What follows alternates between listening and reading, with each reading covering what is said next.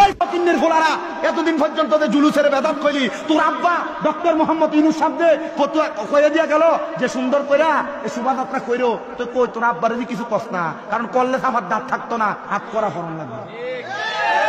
হারামজাদারা যদি এখন থেকে যদি কয় মিলাদুন নবীর জুলুস বেদাত, আমি বলবো জুতা দিয়া ফিজানু এডিরে ফরজ। এই ঈদে মিলাদুন নবী আল্লাহর নবী পালন করেন নাই, আল্লাহর নবীর সাহাবী পালন করেন নাই, এমনকি কোনো তাবি পালন করেন নাই, এমনকি ইমাম আবু হানিফা, ইমাম মালিক, ইমাম আহমদ ইবনে হাম্বল, ইমাম শাফি রাহিমাহুল্লাহ কেউ পালন করেন নাই। এই জন্য এটা বিদআত, এটা সুন্দর কাজ নয়, এটা বাতিল। নবীকে যদি এত ভালোবাসো, তা নবী তো সেদিন শুধু জন্ম হয়নি, সেদিন তো মৃত্যু বরণ করেছে, তাহলে শোক পালনটা কখন করবে? নবীর তরিকায় মুসলমান উম্মতের বাৎসরিক ঈদ কতটা? ঈদুল ফিতর, ঈদুল আযহা। 12ই রবিউল আউয়ালে যদি ঈদে মিলাদুন নবী নামে 3 নম্বর একটা ঈদ করে, এটার সিরিয়াল নম্বর ওই বিদআত। এর কি বিদআত? সিরিয়াল নম্বর ওই বিদআত। বিদআত সুন্নতে নবীর সুন্নত কথার 3 নম্বর অর্থের বিপরীতটার নাম হলো বিদআত। আল্লাহ রাসূল রেখে গেছেন ঈদ দুইটা, ঈদুল ফিতর, ঈদুল। এখন আমরা নতুন একটা ঈদ পাইলাম, এটার নাম দিছে ঈদে মিলাদুন নবী।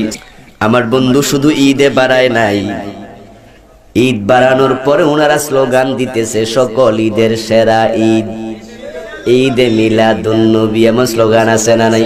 বলুন তো আল্লাহ রাসূল যে ঈদ করেছেন সেই ঈদের মাঝে নামাজ আছে না নাই? ঈদুল আযহায় কয় রাকাত? ঈদুল ফিতরে কয় রাকাত? ঈদে মিলাদুন নবীতে নামাজ ঈদের কয় রাকাত? সেরা হইল কি দিয়া? শুধু জিলাপি দিয়া আর হালুয়া রুটি দিয়া, ঠিক না? অথবা সাপাবাজি দিয়া। বিশ্বনবীর জন্মদিন সাহাবারা পালন করতেন না, বিশ্বনবী নিজেও পালন করতেন না। শুধু যখন জিজ্ঞেস করা হলো কেন রোজা রাখেন, বিশ্বনবী বলেন যেহেতু জন্মেছি, এই জন্মটা আল্লাহ আমার না দিলেও পারতেন, জন্মের শুকরিয়া স্বরূপ আমি রোজা রাখি।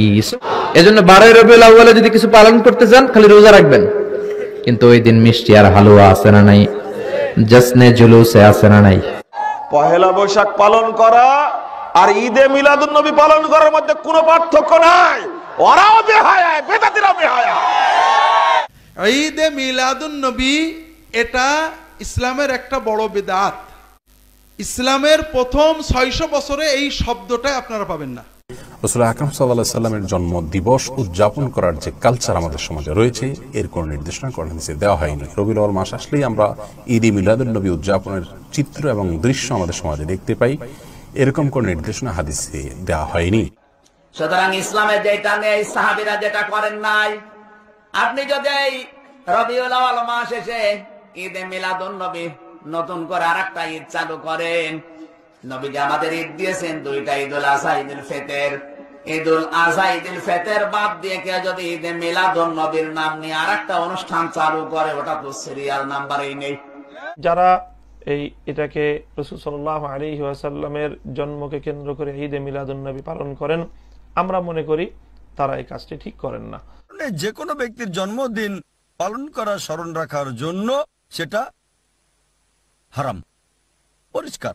তাই যদি বলেন কোন নবীর জন্মদিন পালন করা বা শ্রদ্ধার জন্য কোন ব্যক্তিত্বের, সেটা হারাম, আমি একমত। এই যাদেরকে মুসলিম উম্মাহ, গোটা উম্মার লোকেরা মানে, যেমন ইমাম বুখারী, যেমন ইমাম আহমদ ইবনে হাম্বল, ইমাম আবু হানিফা, ইনারা কে ঈদে মিলাদুন নবী পালন করেছেন? ঈদে মিলাদুন নবী পালন করা যাবে কিনা? ঈদে মিলাদুন নবী পালন করা যাবে, তবে যাওয়ার আগে বলতে হবে ঈদে মিলাদুন নবীর নামাজ কয় রাকাত। সহিহ হাদিস থেকে আমারে দিতে হবে যে আল্লাহ রাসূল ঈদে মিলাদুন নবীতে এত রাকাত, এত তাকবীরে পড়তেন।